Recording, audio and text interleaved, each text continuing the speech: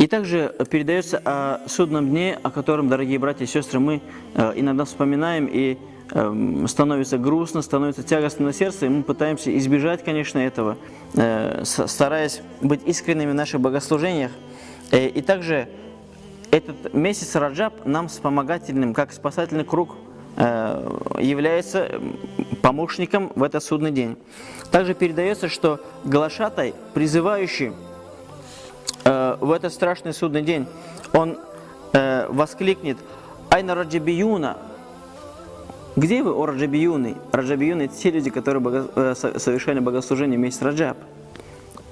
Он будет искать призывающие раджабиюнов, этих людей месяца Раджаб.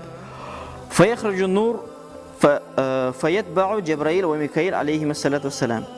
«Азалика нур». И тогда выйдет, говорит, огромный клуб света, огромный нур выйдет, и за ним последует ангел Джабраил и Микаил алейхим, да будет мир Всевышнего над ними. И также за этим светом и за этими ангелами последуют раджабиюны, люди Раджаба. И тогда они все вместе с этими ангелами, эти раджабиюны, они словно блеск молнии, они пройдут через мост Сират. Мы же знаем, мост Сират, он состоит из длительных, многовековых стоянок. На каждой стоянке человек будет стоять по 1000 лет. И этот огромный путь будет пройден буквально как за световое расстояние, как удар, как сверкание молнии. Они пройдут вместе с этими ангелами. Сумма ясджудуна Аллаха Та'аля шукран. И затем они, пройдя этот мост Сират, они упадут в земной поклон перед Всевышним Аллахом, благодаря Его за то, что они так быстро прошли мост Сират.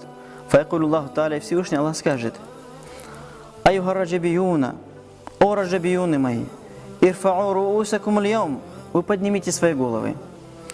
Кад кадайтумус суджуда фид дунья фи шахри».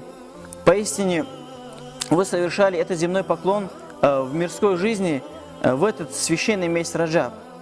Иртахалю иля маназиликум, отправляйте же к тем благам, которые я вам здесь приготовил.